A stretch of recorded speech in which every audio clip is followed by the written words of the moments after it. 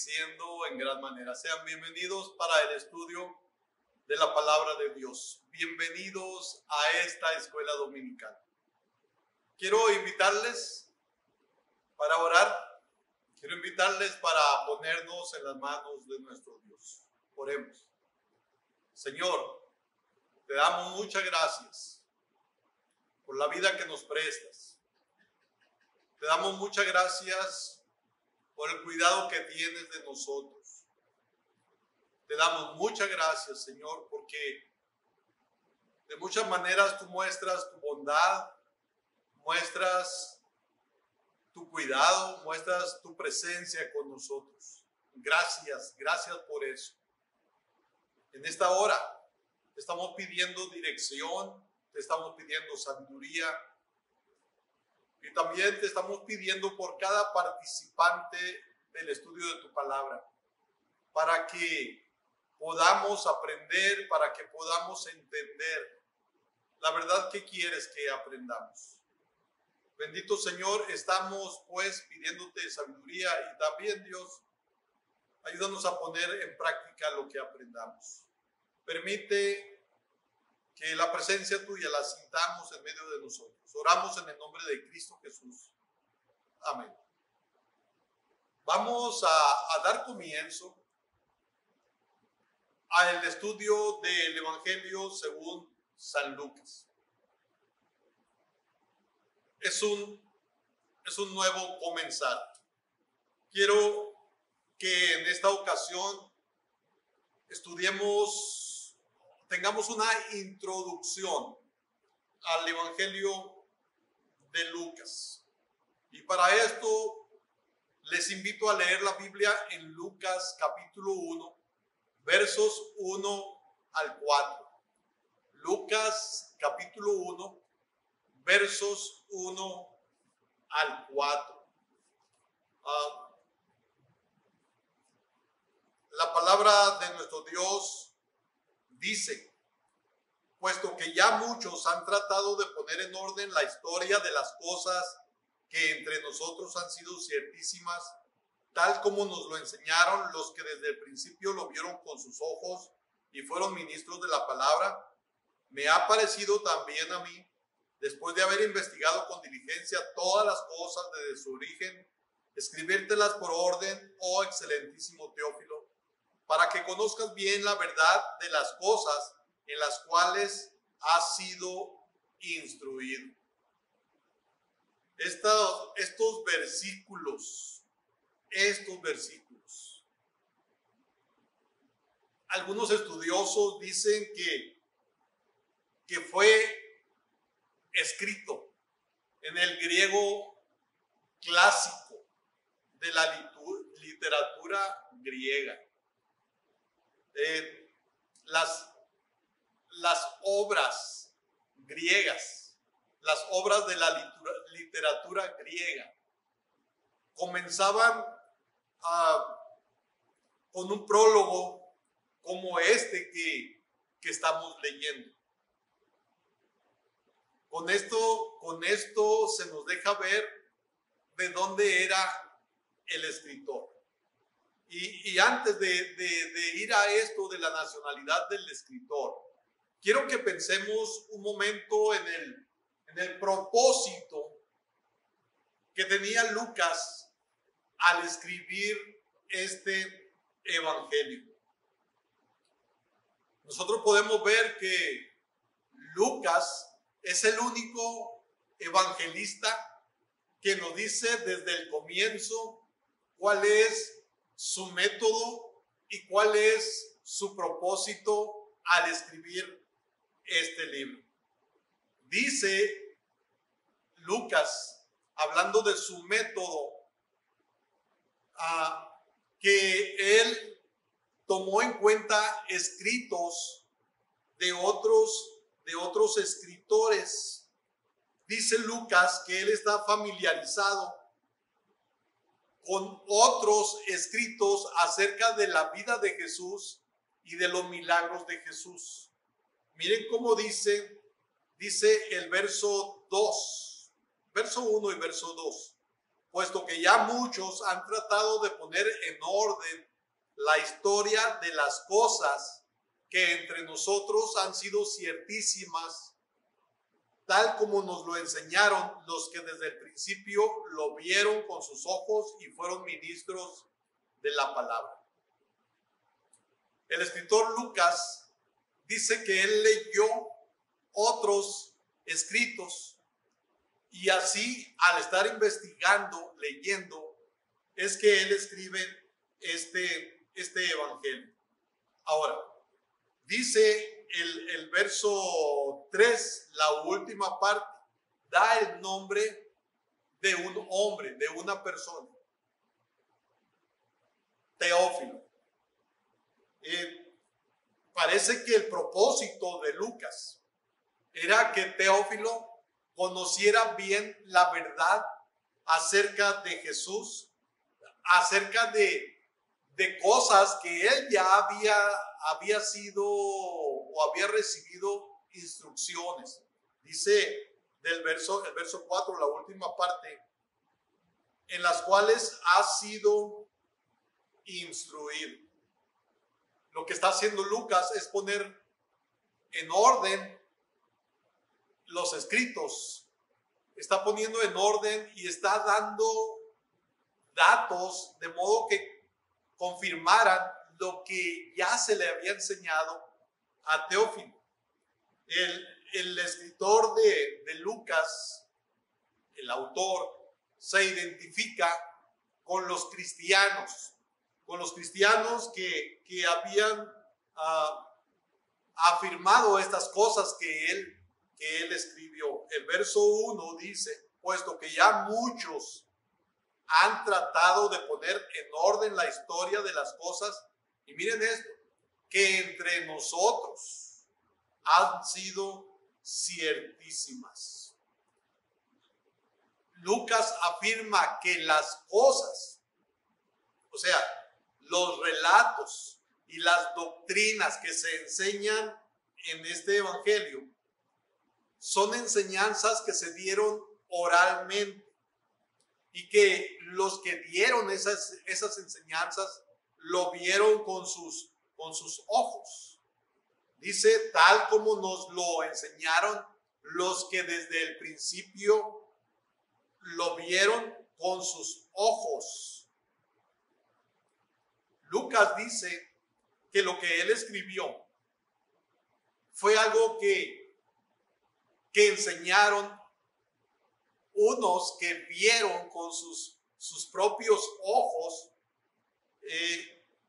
Esos relatos, esas doctrinas, fueron cosas que ellos vieron y fueron cosas que escucharon en los labios de Jesús.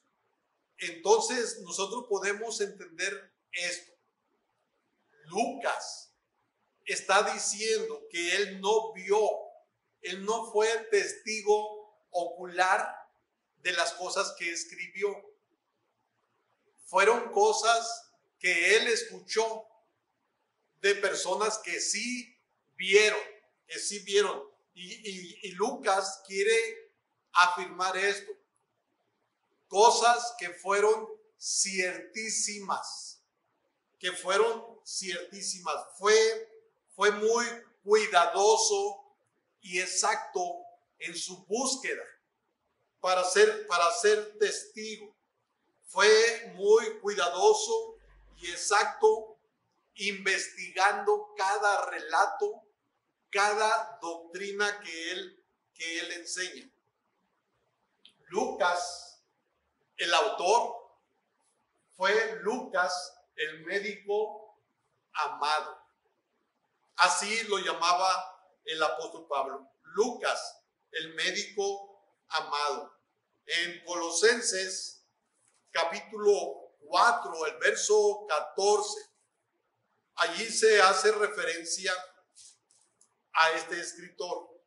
Lucas 4:14. Perdón, Colosenses 4:14. Colosenses 4:14. Dice, os saluda Lucas, el médico amado, y Demas. Os saluda Lucas, el médico amado, y Demas. Segunda a Timoteo, capítulo 4, verso 11. Dice: solo Lucas está conmigo. Toma a Marcos y tráele contigo porque me es útil para el ministerio. Solo Lucas está conmigo. Y luego en la carta a Filemón, en el verso 24 dice: Marcos, Aristarco, Demas y Lucas, mis colaboradores. El apóstol Pablo se refería al autor o al escritor del Evangelio como Lucas, el médico amado. Ahora, dije que la introducción al Evangelio deja ver un estilo griego. O sea, Lucas no era judío. Lucas era un gentil. En Colosenses capítulo 4, el verso 12, miren cómo dice. Colosenses 4, 12. Dice: os saluda Epafras, el cual es uno de vosotros, siervo de Cristo. Voy a leer el 11. Y Jesús, llamado justo, que son los únicos de la circuncisión que me ayudan en el reino de Dios y han sido para mí un consuelo. Os saluda Epafras, el cual es uno de vosotros, siervo de Cristo, siempre rogando encarecidamente por vosotros en sus oraciones, para que estéis firmes, perfectos y completos en todo lo que Dios quiere. Miren cómo el apóstol en el verso 11 habla acerca de los de la circuncisión. Esto es, eran los únicos, eran los que estuvieron con Pablo, y dice que son los únicos de la circuncisión, los únicos judíos. Y en el verso 14 se nos habla de Lucas. Hace una separación entre los de la circuncisión y Lucas. Con esto podemos entender entonces que Lucas no era judío. Lucas era griego. Y el estilo literario, la manera de escribir, nos deja ver que Lucas era un griego, era una persona educada. El libro de Hechos nos deja ver ese estilo también, ese estilo literario, que nos hace ver que el escritor es una persona educada, era un griego educado. Miren lo que dice otra vez Lucas capítulo 1, versos 1 al 4. Dice: puesto que ya muchos han tratado de poner en orden la historia de las cosas que entre nosotros han sido ciertísimas, tal como nos lo enseñaron los que desde el principio lo vieron con sus ojos y fueron ministros de la palabra, me ha parecido también a mí, después de haber investigado con diligencia todas las cosas desde su origen, escribírtelas por orden, oh excelentísimo Teófilo, para que conozcas bien la verdad de las cosas en las cuales has sido instruido. Ahora miren lo que dice Hechos capítulo 1, verso 1 y 2. Miren la semejanza en el escrito. En Hechos 1, verso 1 y 2 dice: en el primer tratado, oh Teófilo, hablé acerca de las cosas que Jesús comenzó a hacer y a enseñar, hasta el día que fue recibido arriba, después de haber dado mandamiento por el Espíritu Santo a los apóstoles que había escogido. Miren, dije la similitud, me refiero a la manera de introducirse, pero también me refiero a quién está dirigido el libro de Lucas y el libro de los Hechos. En el primer tratado, oh Teófilo, así dice Hechos 1:1, lo cual nos deja ver que el primer tratado era el Evangelio de Lucas. Ahora, Lucas, el médico amado, fue un fiel compañero del apóstol Pablo. Lucas estuvo en Roma en el primero y en el segundo encarcelamiento del apóstol Pablo. Cuando escribe la carta a los Colosenses, en el capítulo 4, cuando se refiere a Lucas, dice Colosenses 4, 11 y 12. Colosenses 4, 11 y 12. Y Jesús, llamado justo, que son los únicos de la circuncisión que me ayudan en el reino de Dios y han sido para mí un consuelo. Os saluda Epafras, el cual es uno de vosotros, siervo de Cristo, siempre rogando encarecidamente por vosotros en sus oraciones, para que estéis firmes, perfectos y completos en todo lo que Dios quiere. Y luego dice el verso 14, os saluda Lucas, el médico amado, y Demas. Ahora, ¿dónde estaba? En el verso 10 dice Aristarco, mi compañero de prisiones. Más adelante leemos acerca de Lucas. Eso nos deja ver que Lucas, junto con otros, estaban acompañando al apóstol Pablo en la prisión. En 2 Timoteo, el capítulo 4, también nos habla de Lucas y nos deja ver que Pablo está en la prisión. Así que Lucas fue el compañero de Pablo en mucho tiempo. Ahora, quiero que veamos Juan capítulo 13. Juan 13.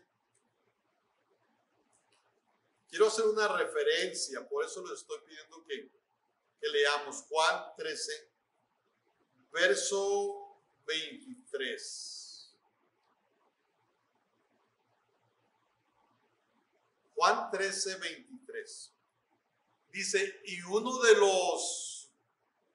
de sus discípulos, al cual Jesús amaba, estaba recostado al lado de Jesús. El evangelista Juan se refiere a uno de los discípulos. El discípulo al cual se refiere Juan era él mismo. Estoy haciendo esta referencia porque, al igual que Juan, cuando se refiere a sí mismo, no dice que es él, pero es él, el discípulo amado. Al igual que Juan, Lucas, en el Evangelio, no dice que él es el que escribe ese Evangelio de Lucas. Pero hay cosas que nos dejan ver que él es el que escribe ese Evangelio. Podemos mirar, por ejemplo, Marcos, el evangelista o el Evangelio de Marcos. También cuando Marcos se refiere a sí mismo, por ejemplo, dice cierto joven. No dice su nombre, pero era ese cierto joven. Lucas, al igual que Juan, al igual que Marcos, no dice su nombre, pero hay pruebas de que Lucas es el autor del Evangelio de Lucas. Y el leer en el libro de los Hechos cómo comienza y cómo se refiere a un primer tratado, eso nos enseña que ese primer tratado era el Evangelio de Lucas. Ahora, el propósito inmediato. Se puede decir que había tres propósitos: uno inmediato, uno intermedio y uno postrero. El propósito inmediato tenía que ver con Teófilo.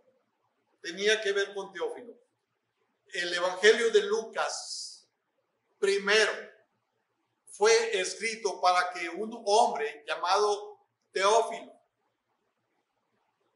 conociera de una manera detallada, de una manera clara, de una manera que no dejara dudas acerca del Evangelio. El propósito al escribirse el Evangelio de Lucas era Teófilo, que significa amado por Dios, amado por Dios. El Evangelio de Lucas trata asuntos relacionados con Jesús. A Teófilo ya le habían enseñado acerca de Jesús. Pero Lucas escribe el Evangelio para que Lucas estuviera mejor enseñado, mejor instruido. Fue escrito el Evangelio de Lucas para ayudarle en el bienestar espiritual. Es claro que el evangelista era amigo de Teófilo, y alguien dijo, el nombre Teófilo era un nombre común. Y muchos dicen que quizás no era un escrito específicamente para una persona, sino para todos aquellos que amaban a Dios y que estaban interesados en las enseñanzas, las doctrinas de Jesús y en los milagros. Pero bueno, al parecer nos habla más directamente de que se trata de una persona. Y esto fue escrito para fortalecerle en la fe. Quizás Teófilo había sido enseñado de diferentes maneras. Quizás Teófilo había escuchado rumores, a lo mejor había escuchado rumores en contra de Jesús. Entonces, Lucas trata de enseñarle las cosas, como dice al principio, las cosas ciertísimas acerca de Jesús. Algunos dicen que Lucas fue escrito con el propósito de defender al apóstol Pablo cuando estaba en la cárcel, para que se leyera ese evangelio y se dieran cuenta, comprobaran que Jesús en verdad era el Mesías, que Pablo estaba en la cárcel por enseñar una verdad. Otros dicen también que el tercer evangelio fue escrito como una defensa de los ataques que recibía el evangelio. Y el evangelio de Lucas habla de la cronología de Jesús, habla de la genealogía de Jesús, habla de la inocencia de Jesús afirmada por Pilato, habla de el testimonio del centurión, de cómo Jesús era justo. Se dicen muchas cosas en cuanto al propósito inmediato, pero dije que hay un propósito intermedio, y pudiera ser el fortalecer la fe de los cristianos. También el enseñar de modo que la gente que simpatiza o simpatizaba creyera al evangelio. Y un tercer propósito, o un propósito final, es que por medio de este evangelio las naciones fueran alcanzadas para Cristo Jesús. Así que hay muchas cosas que con el evangelio de Lucas se logran. Primero fue al principio que Teófilo confirmara lo que le habían enseñado, que se afirmara en la fe, que los creyentes se afirmaran en la fe, que las naciones creyeran en Jesucristo. Y bueno, todo eso se logra con el evangelio de Lucas. Ahora, en el evangelio de Lucas nosotros encontramos algunas diferencias en cuanto a las enseñanzas de Pablo. Por ejemplo, el apóstol Pablo deja ver mucho su personalidad. En cambio, Lucas no. Lucas habla o escribe de una manera diferente al apóstol Pablo. Lucas relata, Pablo exhorta, Pablo razona, Pablo alaba a Dios en una forma correcta. La otra cosa, el Evangelio de Lucas deja ver que él no solo escuchó a Pablo, él escuchó a muchas personas, a varias personas. Y luego el escenario en el cual se mueve Lucas es anterior al tiempo del apóstol Pablo. Así que hay diferencias, algunas diferencias en los escritos de Lucas y de Pablo, pero también hay muchas semejanzas. Y en esto me quiero detener algo. Hay muchas semejanzas en los escritos de las dos personas, de Lucas y de Pablo. Y es que se deja ver, aunque Lucas tomó en cuenta el testimonio de muchos, Lucas deja ver en su escrito la influencia del apóstol Pablo. El apóstol Pablo predicaba, enseñaba, y Lucas estaba a un lado. Así que Lucas aprendió del apóstol Pablo. Y una de las cosas de las que Lucas habla y que Pablo también enseña es que la salvación es universal. La salvación es universal. Cristo Jesús murió por todos. La salvación es ofrecida a todos. Se puede decir que la salvación es universal y a la vez es particular. Esto es, Dios no quiere que el hombre se pierda, dice, sino que todos procedan al arrepentimiento. Todos. Pero es particular porque la salvación la gozan solo aquellos que han recibido a Jesús como su Salvador, que han creído en Jesús como su Salvador. Miren lo que dice el apóstol Pablo. La enseñanza de Pablo es que la salvación es ofrecida a todos los hombres, sin hacer discriminaciones.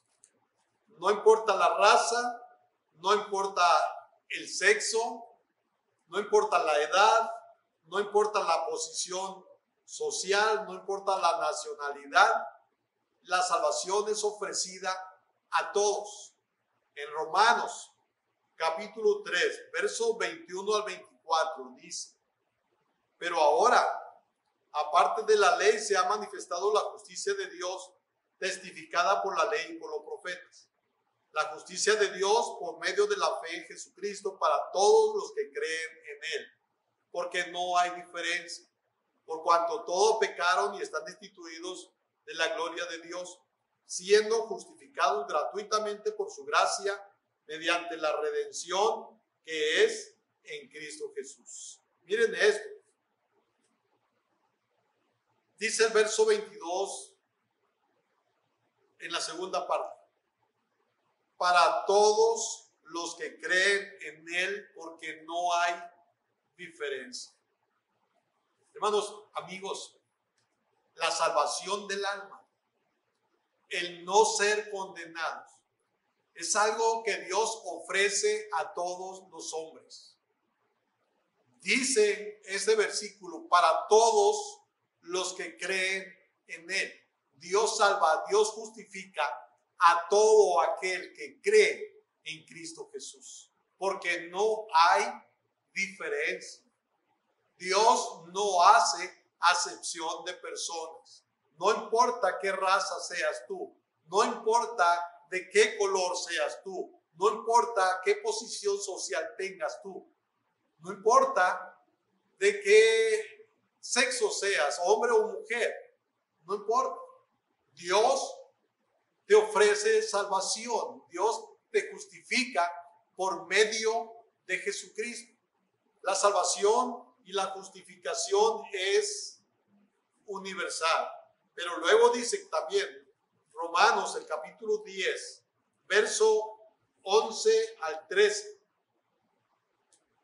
Dice, pues la Escritura dice, todo aquel que en él creyere no será avergonzado, porque no hay diferencia entre judío y griego, pues el mismo que es Señor de todos es rico para con todos los que le invocan.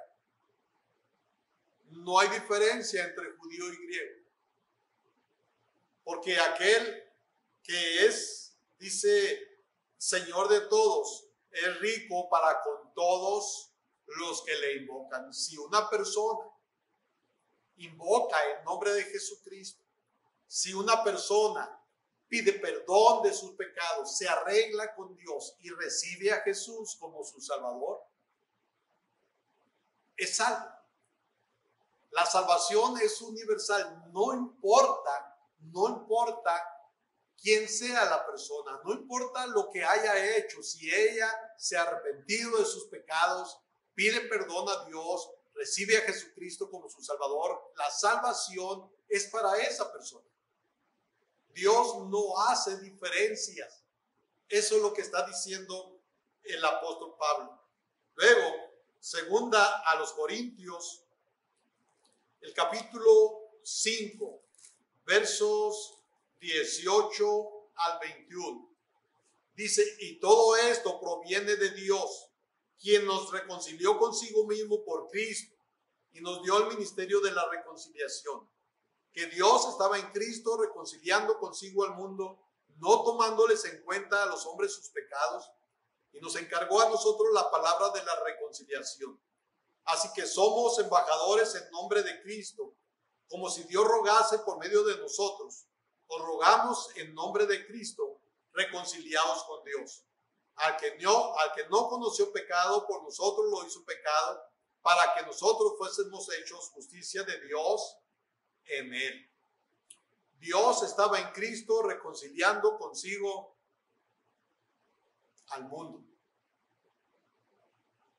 Dios no hace diferencias. La salvación es ofrecida a todos los hombres. En Gálatas, el capítulo 3, verso 9, dice, de modo que los de la fe son bendecidos con el creyente Abraham.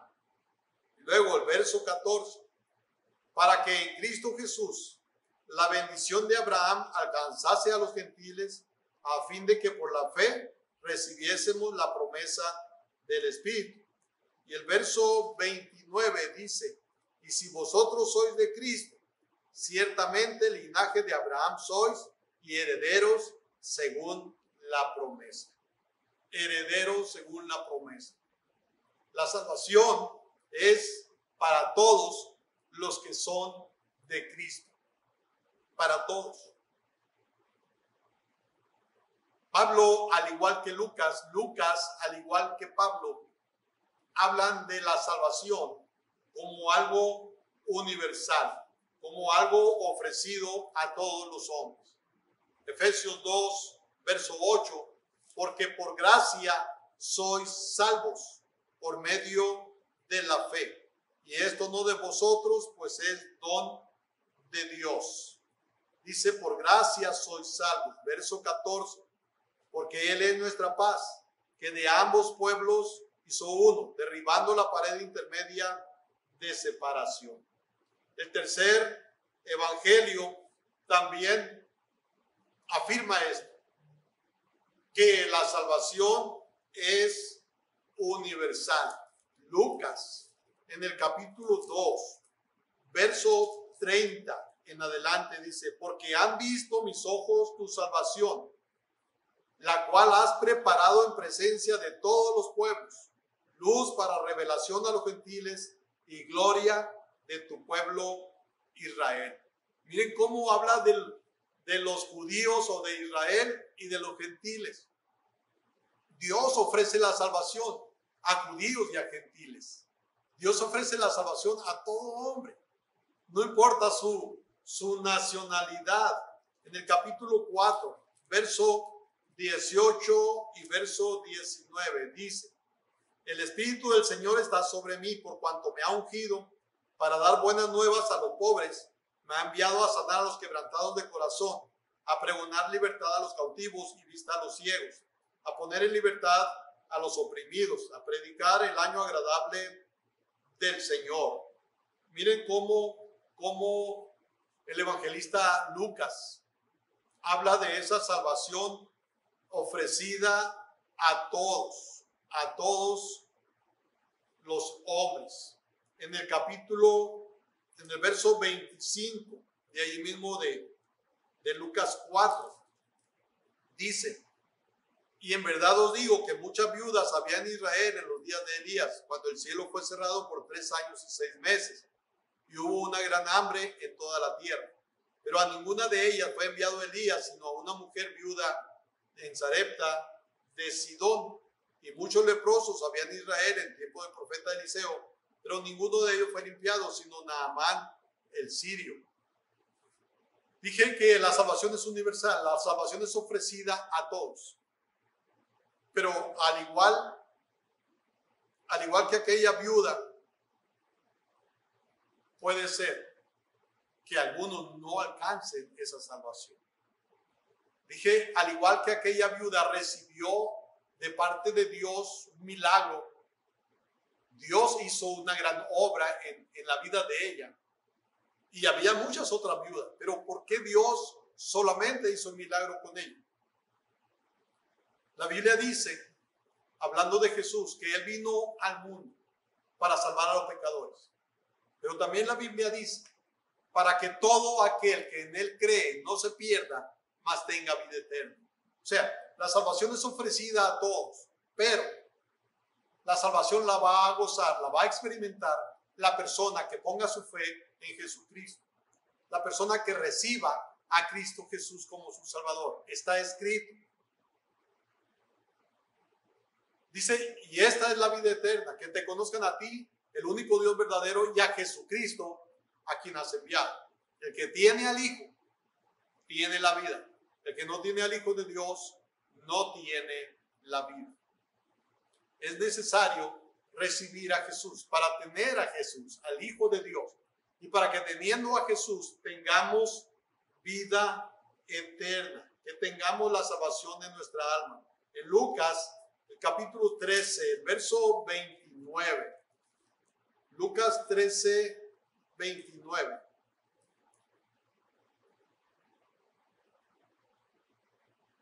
Dice, porque vendrán del oriente y del occidente, del norte y del sur, y se sentarán a la mesa en el reino de Dios. Está hablando de diferentes naciones que estarán un día con Dios, que estarán un día en la presencia de Dios y gozarán de esa salvación que Dios ofrece a todos. De todos los confines de la tierra es posible ser salvos. Pero esa salvación se recibe solamente a través de Jesucristo. En Lucas, el capítulo 24, el verso 47, dice estas palabras. Lucas 24, 47. Y que se predicase en su nombre el arrepentimiento y el perdón de pecados en todas las naciones, comenzando desde Jerusalén. Que se predicase en su nombre el arrepentimiento y el perdón de pecados en todas las naciones. Miren esto. El escrito de Lucas y el escrito de Pablo tienen semejanza. Y dije, una de esas semejanzas es en relación a la salvación. La salvación es ofrecida a todos. La salvación solo la tendrán aquellos que reciban a Jesús como su Salvador. Dice el apóstol San Juan, a los suyos vino y los suyos no le recibieron, mas a todos los que le recibieron, a los que creen en su nombre, les dio potestad de ser hechos hijos de Dios. Juan 1, 11 y 12. Dije, la salvación es universal, pero la van a tener solo aquellos que reciban a Jesús como su Salvador. La pregunta es, ¿tú ya recibiste a Jesús como tu Salvador? ¿Tú ya le dijiste a Jesús, le pediste a Jesús que sea tu Salvador, que salve tu alma? Si no lo has hecho, te invito. Dile a Dios que perdone tus pecados. Dile a Dios que perdone tus pecados. Y Él lo va a hacer. Y dile a Jesús que lo recibes, que lo aceptas como tu Salvador. Este día, en esta ocasión, puede ser el día en que tú recuerdes cuando recibes a Jesús, y puede ser el día en que tú recibas esa salvación que Dios ofrece por medio de Jesucristo. Cristo Jesús es la vida eterna. Si tú tienes a Cristo Jesús, tú tienes vida eterna. Necesitas recibirlo. ¿Quieres hacerlo hoy? Ora, dile a Dios que perdone tus pecados y a Jesús que le recibes como tu Salvador. Te invito a que lo hagas. Oremos. Dios, gracias por el Evangelio de Lucas y gracias por la enseñanza que podemos tener en él. Dios, ayúdanos a aprender que este libro, Señor, venga a confirmar lo que ya hemos aprendido, pero también que este libro nos ayude a crecer en el conocimiento y la seguridad de nuestra salvación. Ayuda para que este Evangelio, Señor, sea el medio para que muchos sean reafirmados, pero también para que muchos conozcan a Jesucristo como su Salvador. Oramos en el nombre de Cristo Jesús. Amén. Dios los bendiga.